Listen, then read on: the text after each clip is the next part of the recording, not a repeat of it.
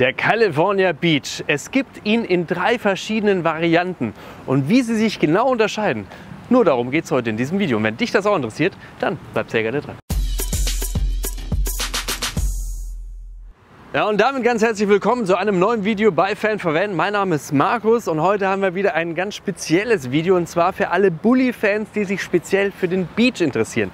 Denn es gibt ja zu diesem Fahrzeug schon eine Roomtour, und bei dieser Roomtour haben mich ganz viele Leute von euch gefragt, ja, aber wie ist denn jetzt genau der Unterschied bei dem Beach? Weil es gibt ja jetzt 3 Varianten, kannst du uns das mal erklären? Da waren ganz viele Fragen dazu.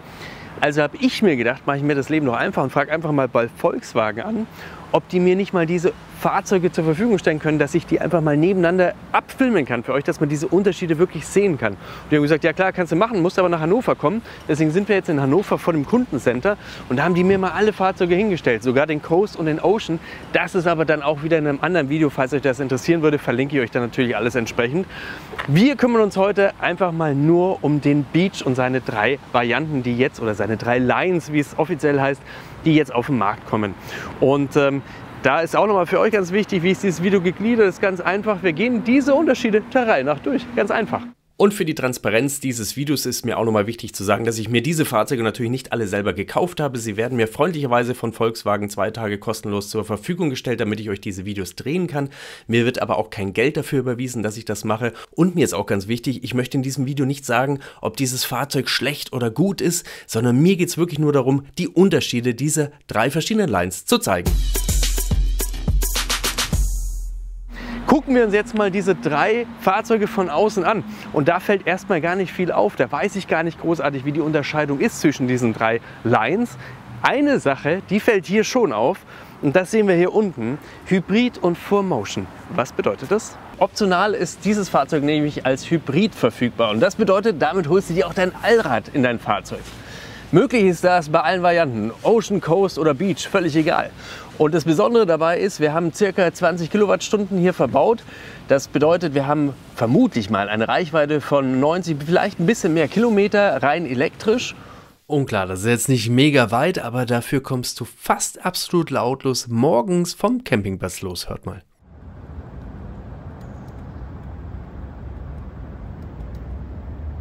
Und das Besondere ist jetzt auch in dieser neuen Generation, dass du sie AC mit 11 kW laden kannst, und es ist sogar DC-fähig, also damit quasi schnellladefähig. Und da ist auch nochmal ganz wichtig gesagt, Hybrid kannst du bei all diesen Varianten haben. Jetzt wollen wir aber wirklich gucken, was sind denn wirklich die Unterschiede, und dazu mache ich mal den Kofferraum auf. Und ich kann euch schon mal sagen, wie diese unterschiedlichen Fahrzeugtypen überhaupt heißen, wie die Bezeichnung von diesen 3 verschiedenen Fahrzeugen ist. Und hier angefangen, bei dem Orangen hier, wo ich gerade stehe, reden wir von dem Beach Tour. Der Blau ist der Beach und hier hinten, der wieder in Orange gehaltene, ist der Beach Camper. Und da ist eigentlich auch schon der größte Unterschied, deswegen gehe ich gleich mal hier rüber zu diesen beiden Fahrzeugen. Denn hier sieht man es am besten, wenn ich hier hinten reingucke. Hier haben wir einen Küchenblock, eine Technikbox, wir haben ein Bett verbaut, wir haben hier einen Tisch und wir haben Stühle. Und das unterscheidet sich schon mal komplett zu diesem Fahrzeug, zu dem Beach. Denn das ist mal salopp gesagt einfach nur der Multivan mit einem Aufstelldach. Das bedeutet wiederum, wir haben hier einen reinen Zweischläfer, bei den orange gehaltenen Fahrzeugen haben wir einen Vierschläfer. Der Vorteil allerdings hier wieder bei dem Multivan ist, dass ich hier einen 6-Sitzer habe. Das heißt, ich kann dieses Fahrzeug mit bis zu 6 Sitzen ausstatten, kann aber die Sitze auch einzeln herausnehmen, außer natürlich Fahrer- und Beifahrersitz, das ist klar. Also will sagen, wir haben hier unten eigentlich in keinster Weise eine Campingausrüstung. Das heißt aber auch, wir vermissen hier das Bett, wir vermissen hier den Küchenblock, den Technikblock, und wir vermissen hier auch Stühle und Tische. Und das sieht man auch hier an der Heckklappe. Hier sind die Stühle untergebracht, genauso hier an dieser Seite, und hier ist nichts. Das sind also jetzt mal die wichtigsten Unterschiede. Und jetzt gucken wir uns mal die beiden orangefarbenen Themen an. Und da ist ja erstmal Campingausrüstung. Das bedeutet auch, dass wir hier nicht nur die Matratze haben, sondern wir haben auch Verdunkelung hier unten in diesem Bereich. Und die Verdunkelung zeichnet sich im hinteren Bereich mit Taschen aus. Das bedeutet, wir haben hier an den hinteren Fenstern Taschen, wo ich einfach nochmal Material verstauen kann. Die kann ich aber natürlich auch wieder herausnehmen. Am Heckfenster sowie an den hinteren Seitenfenstern habe ich Rollos zur Verfügung, und im Frontbereich habe ich dann Matten, die ich in die Fenster einspannen kann. Bei dem Beach habe ich hingegen überhaupt keine Verdunkelung im unteren Bereich. Kommen wir noch zur Bestuhlung der beiden orangefarbenen. Diese Fahrzeuge sind mit bis zu 5 Sitzen auszustatten. Wobei man auch da wieder die Roomtour angucken sollte, denn da sieht man mal, was es mit dem 5. Sitze auf sich hat. Möchte man das untere Bett aufbauen, gilt es zuerst einmal, die beiden äußeren Sitze in Schlafposition zu bringen. Dabei kann man die Kopfstütze auf der Beifahrerseite einfach umdrehen, auf der Fahrerseite hingegen muss man sie vom Sitz abnehmen. Ja, und wie man hier bei der damaligen Roomtour sehr gut erkennen kann, kann man den mittleren Stuhl nicht in Liegeposition bringen. Daher muss man ihn umgedreht ganz nach vorne schieben und dann kann man die Matratze nach vorne ausrollen. Eine Frage von euch war dann noch, ob man das Bett auch ohne die beiden äußeren Sitze ausklappen kann.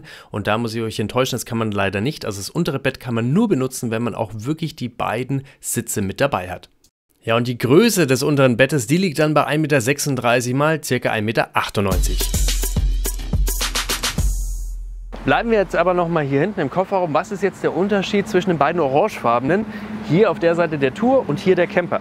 Bei dem Camper haben wir ein Küchenmodul fest verbaut. Das bedeutet, ich habe hier ein Schubladenfach, wo ich noch mal viel Zeug unterbringen kann. Und vor allem, und das ist jetzt ganz entscheidend, ich habe hier auch noch einen Gasherd integriert.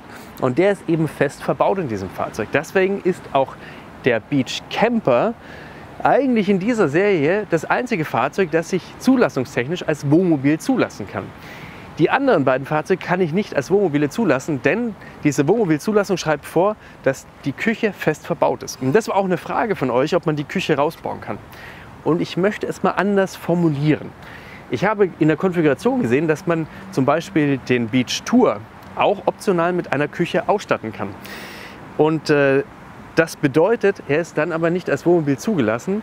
Und wenn es heißt fest verbaut, heißt es, man kann ihn wahrscheinlich auch, also den Küchenblock, mit Werkzeug wieder herausbauen.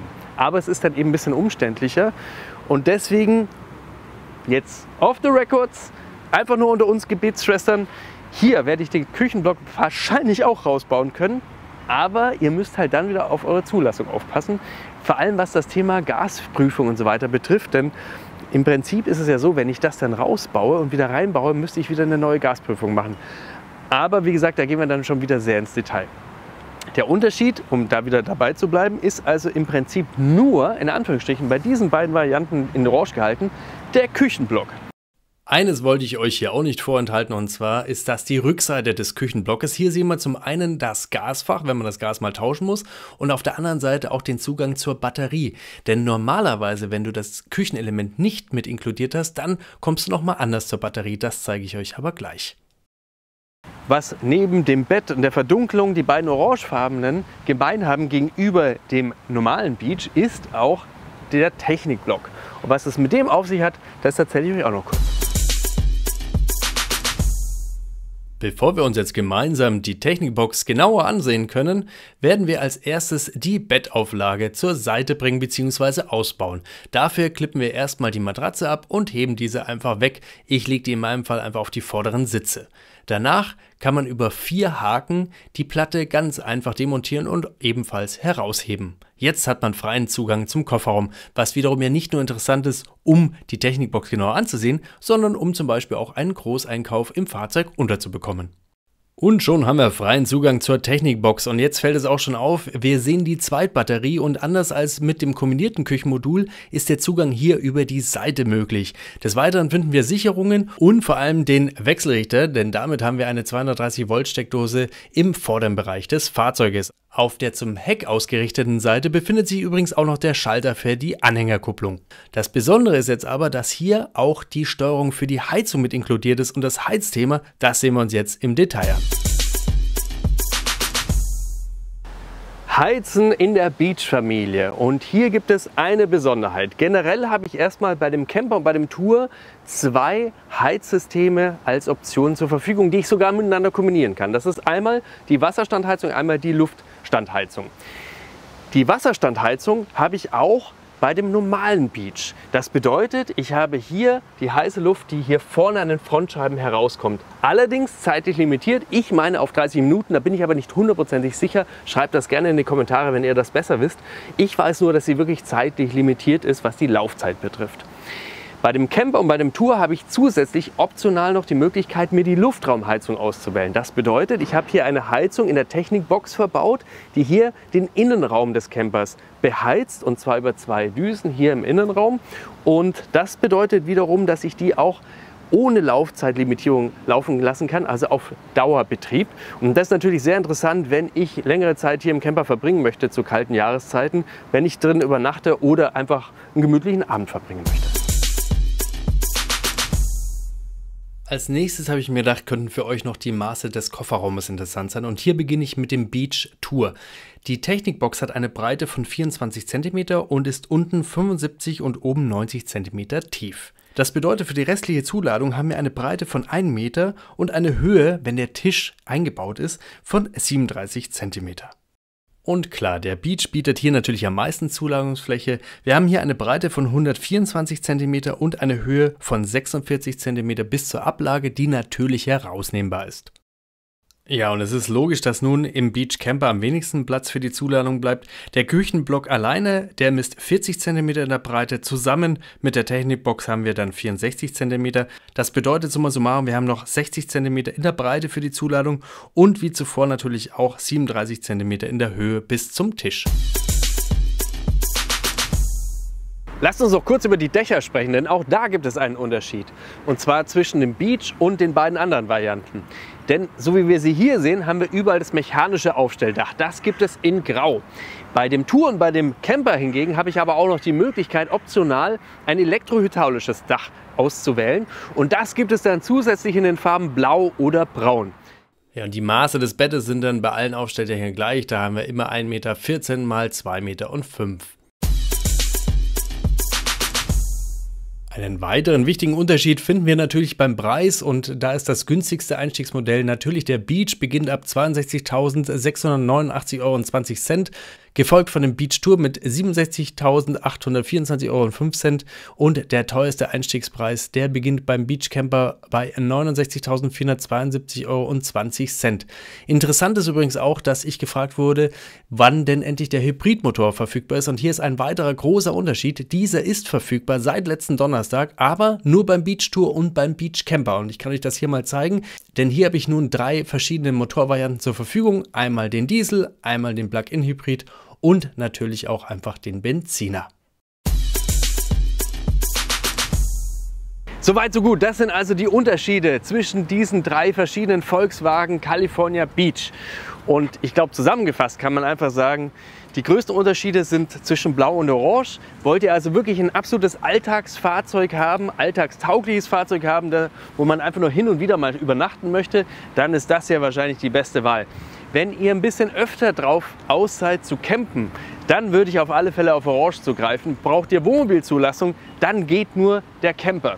Braucht ihr die nicht unbedingt und wollt eher ein bisschen mehr Platz haben und nehmt selber, ich hoffe, ich kriege jetzt keine drauf, einfach mal einen Campingkocher mit, dann ist wahrscheinlich der Tour die beste Wahl, denn dann habt ihr auch richtig viel Platz. Und ganz ehrlich, das wäre auch persönlich von den ganzen Californias mein Traumfahrzeug, denn hier kann ich zu 4 übernachten, ich kann alles ordentlich verdunkeln, ich habe eine richtig gute Heizung mit drinnen und bin aber trotzdem super flexibel und kann immer switchen zwischen alltagstauglichem Fahrzeug und Campingfahrzeug.